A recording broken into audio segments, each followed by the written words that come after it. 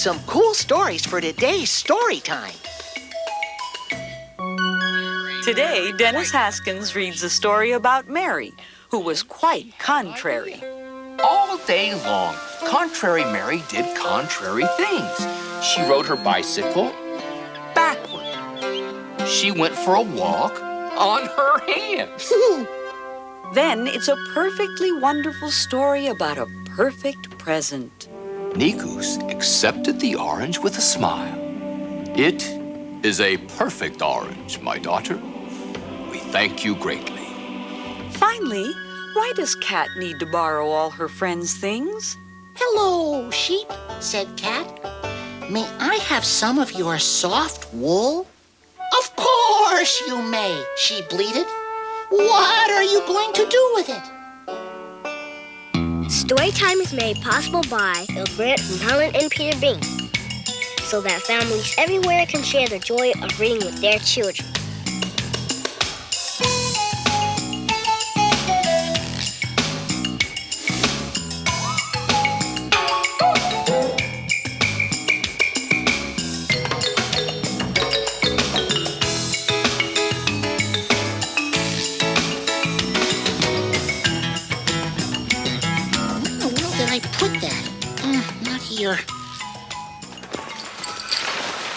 It's not here either.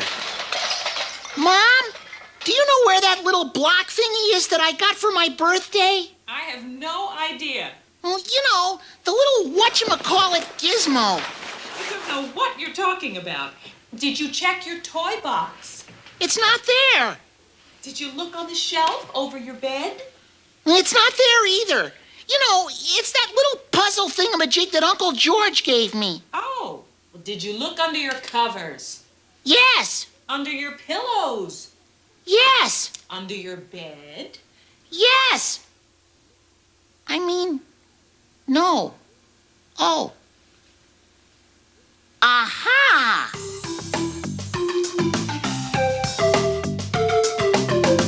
Oh, hi, Kino. Oh, hi, Mr. Haskins. Oh, that's very nice. Please, just call me Dennis. Oh, okay. Thanks, Dennis. Sure. Hey, what's in the bag? Your lunch? Oh, no. It's trade day at school. Mm-hmm. See, everybody picks a name, and then you have to trade something with whoever you picked. So I picked John's name, and he picked my name. So now we have to trade each other something. Oh, I get it. You give John something of yours, and he gives you something of his. Yep. I think I found something for John, but it was hard to think of something he'd like, because John is really, different. Different? Yeah.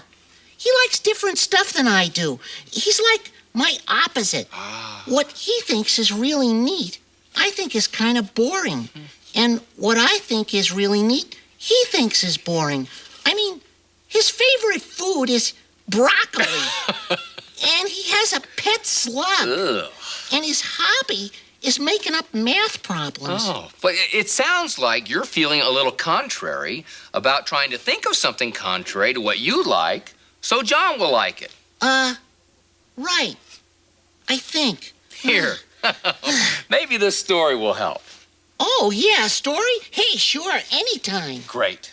This is called Contrary Mary, and it's written by Anita Jerome. Okay. When Mary got up this morning, she was feeling contrary. She put her cap on backward and her shoes on the wrong feet. Are you awake? Her mom called. No, said Contrary Mary. For breakfast, there was hot toast and peanut butter. What would you like, Mary? Asked Mom. Roast potatoes and gravy, please, said Contrary Mary. When they went to the store, it was raining. Come under the umbrella, Mary, said Mom. But Contrary Mary didn't. She just danced around getting wet.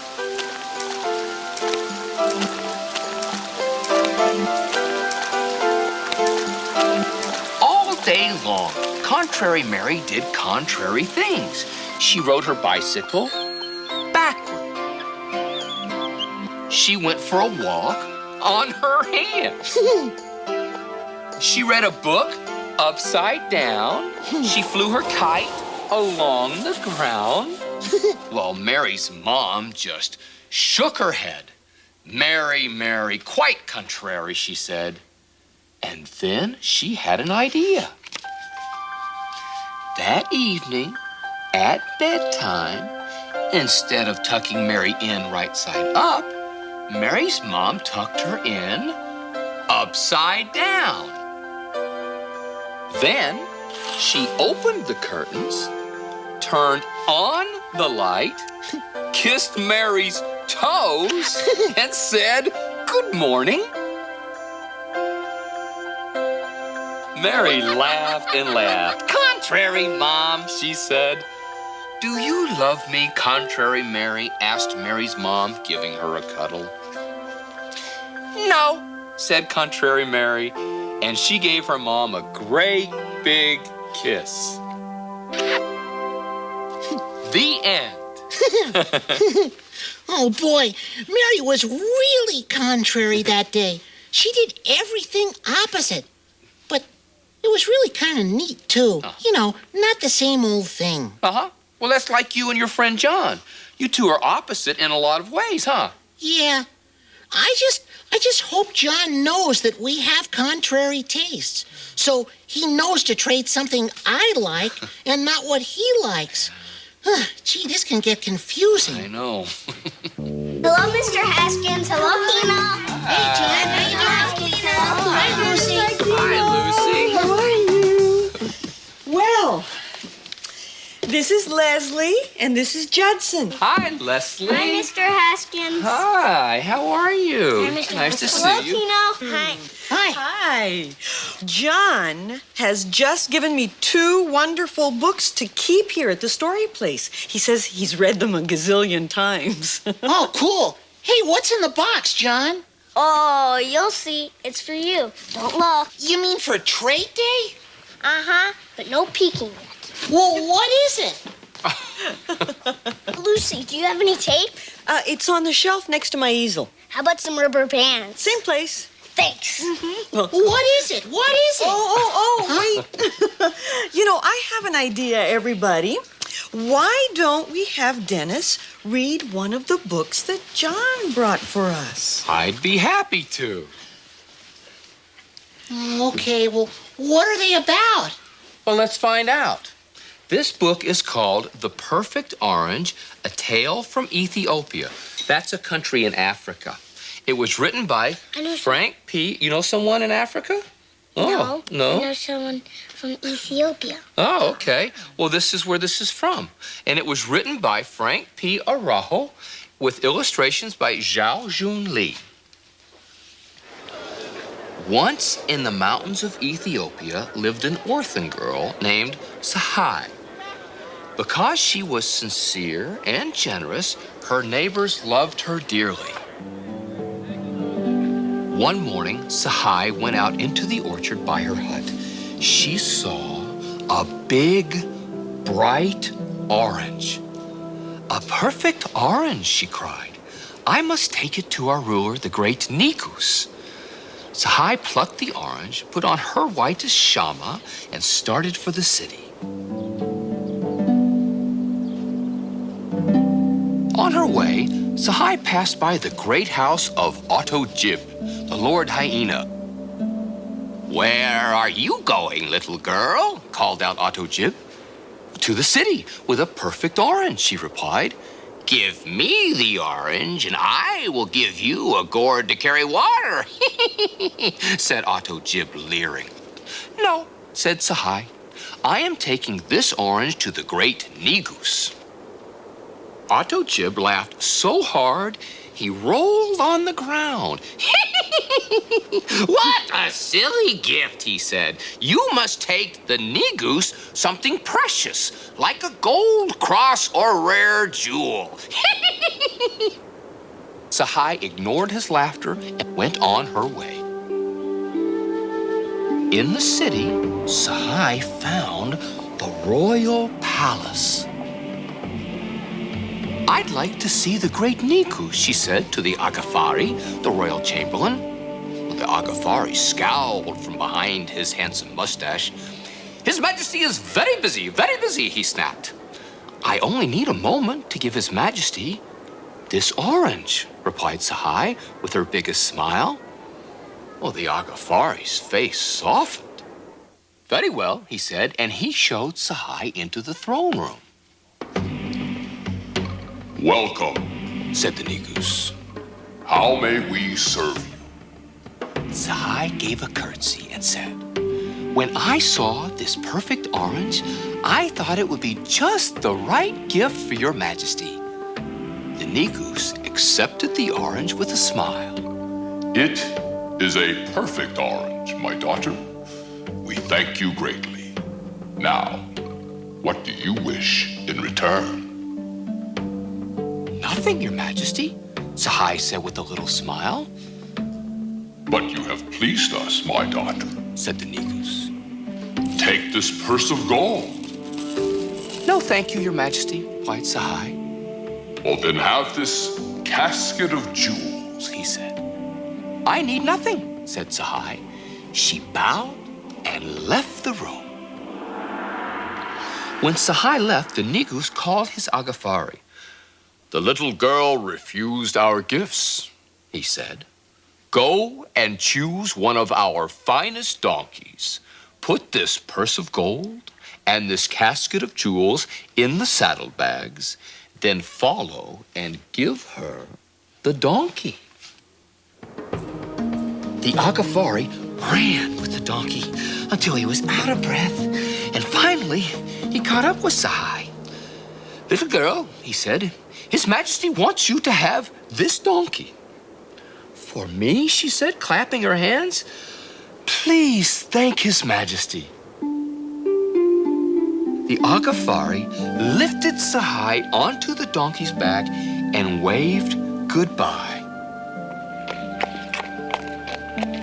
When Zachery passed the house of Otto Jib, the hyena's mouth popped open.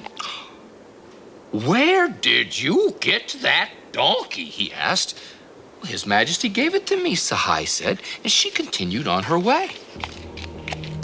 Otto Jib's eyes narrowed. A donkey? With full saddlebags for an orange, he muttered. What would Negus give me for my cattle and lands? Dashing off, the hyena wrote out a deed for his lands and his cattle. Then he put on his fanciest shama and set out for the city. Otto Jib arrived at the palace. I am an important fellow, he said to the Agafari. I have cattle and lands to give the great Negus. The Agafari frowned and stroked his great mustache. But then he smiled, nodded his head, and let Otto Jib in. Otto Jib's black nose brushed the toe of his sandal as he bowed before the Negus. Whew. Your Majesty, he said, waving the deed, I am pleased to give you all my lands and cattle. These are great gifts, Otto Jib, said the Negus. What may we give you in return? The hyena drooled and bowed again. Boom! This time banging his head on the carpet. Whatever your Majesty deems worthy for my humble offerings, he replied. The Negus smiled. We will bestow on you our most prized possession. Here, good fellow, we give you this perfect orange. When Zachery reached her village, her neighbors ran out to admire her donkey. Well, one of them looked in the saddlebags. Look, she cried.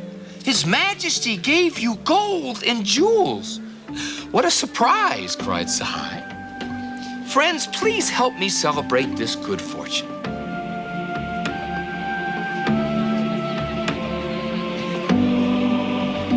They prepared a feast of anjira, Watt, and Zigny. After dinner, Sahai played a song on her krar, and they all ate oranges for dessert. The end. Oh, boy, Otto Jib lost everything, didn't he? Because he was greedy, wasn't he? Right. What does it mean to be greedy?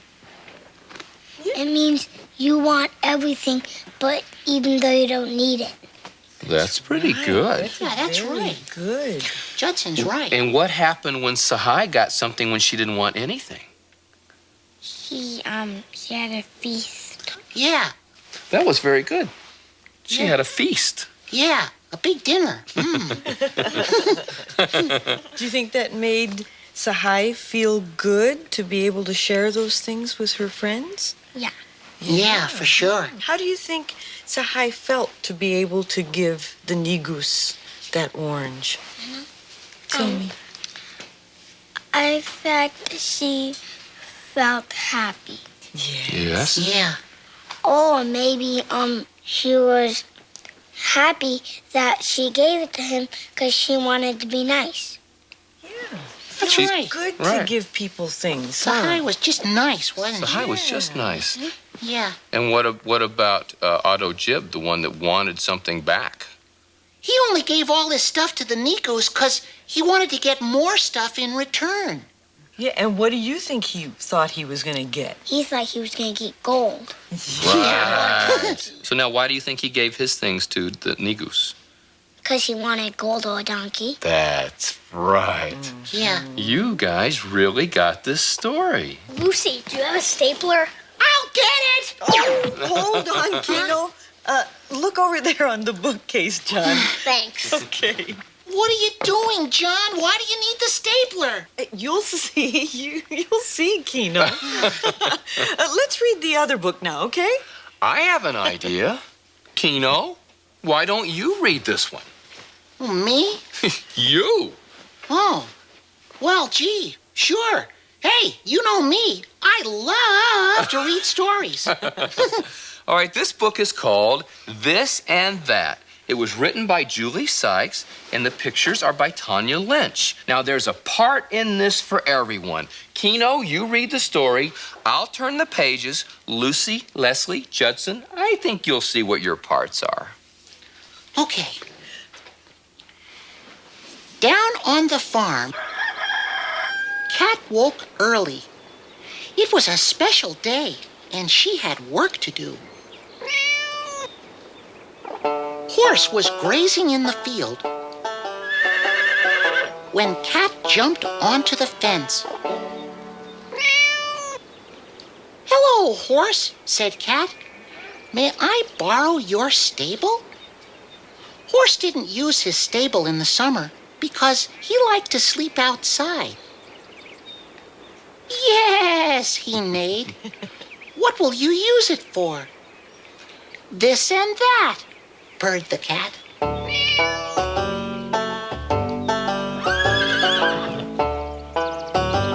Pig was rolling in his sty when Cat leapt onto the wall. "Hello, Pig," said Cat. "May I have some of your straw?"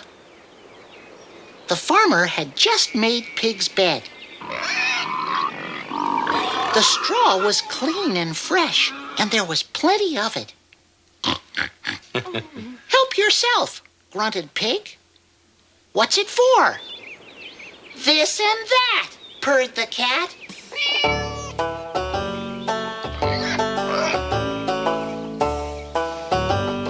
Goat was playing in the yard when Cat hopped on the gate and meowed.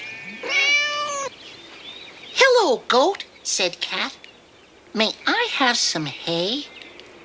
Goat never ate hay in the summer when the grass was green and lush. "If you want," he cried. "Whatever do you need it for?" This and that, purred the cat. Very good.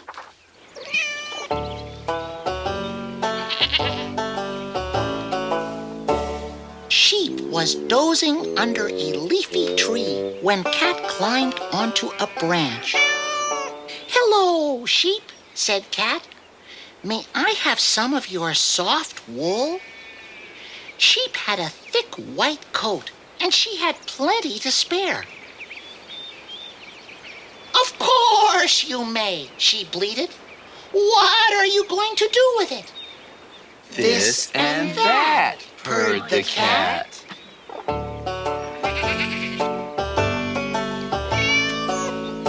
Hen was scratching for grain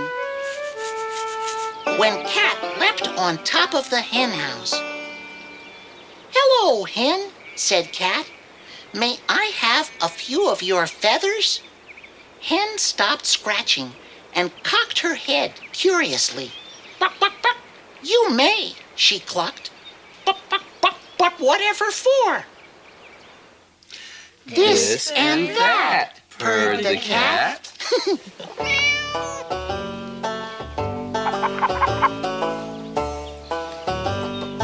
Cow was drinking from the stream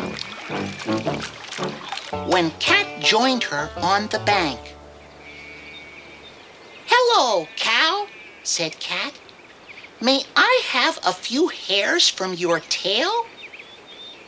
Cow had a long tail with a hairy tip for swatting flies. "Yes," she mooed. "What are you going to do with them?" This and that, purred the cat.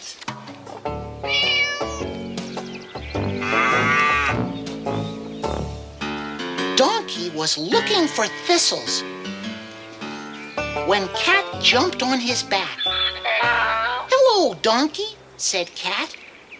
"May I borrow that lovely purple ribbon from your hat?" Donkey wore a hat to keep the sun out of his eyes. It was decorated with a bright purple ribbon around the brim. "If you're careful with it," he said. "What do you want it for?" This and that, purred the cat.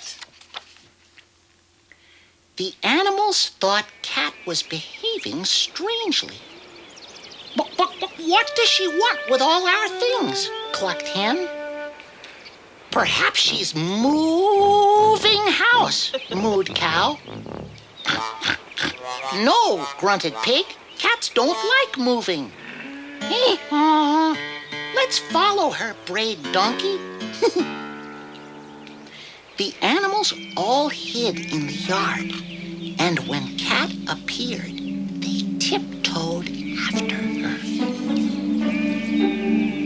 Cat went inside the stable, and the animals followed silently behind.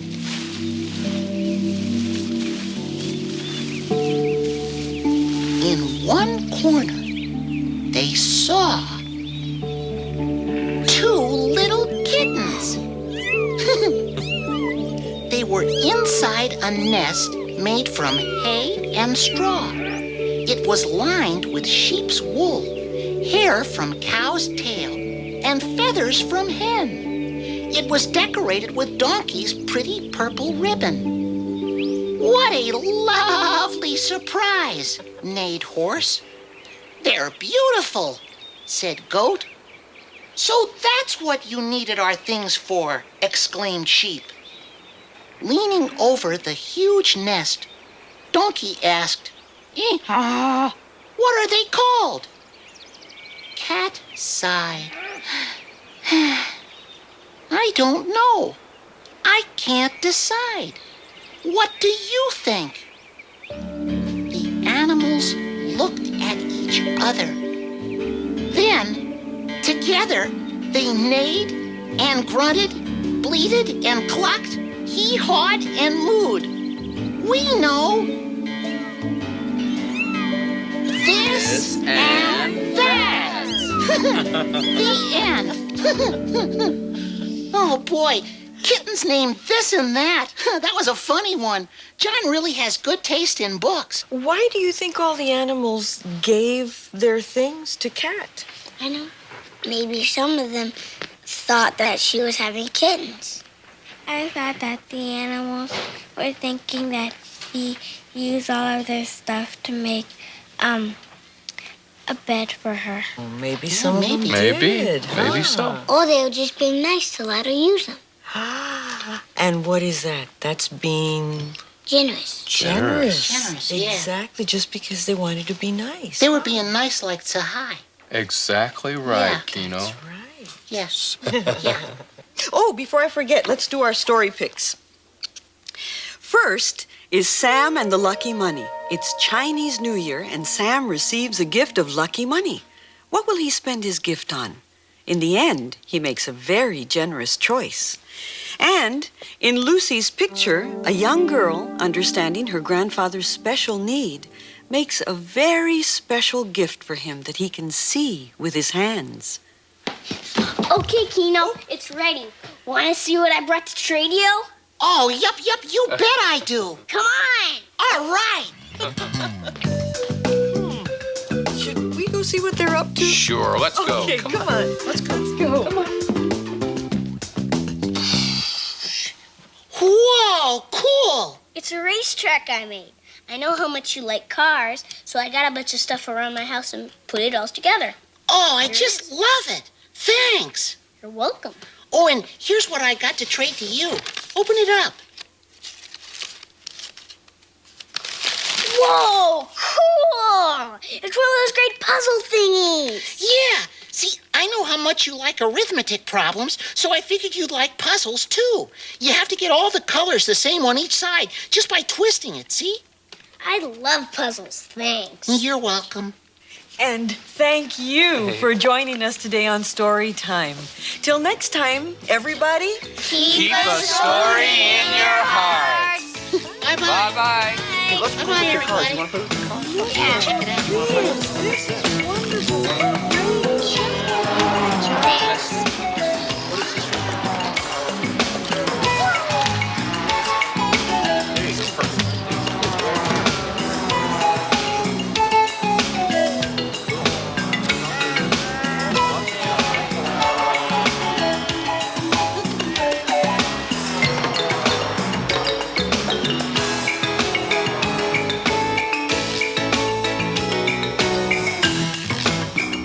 Today's Storytime books are Contrary Mary by Anita Duram, The Perfect Orange by Frank P. Arajo, Ph.D., illustrated by Zhao Jun Lee. This and That by Julie Sykes, illustrated by Tanya Lynch. Sam and the Lucky Money by Karen Chin, illustrated by Cornelius Van Wright and Ing Wahoo. And Lucy's Picture by Nicola Moon, illustrated by Alex Eilid. You can find these and other books at your local library. Storytime is made possible by a grant from Helen and Peter Bain, so that families everywhere can share the joy of reading with their children. Storytime is a production of KCET Los Angeles.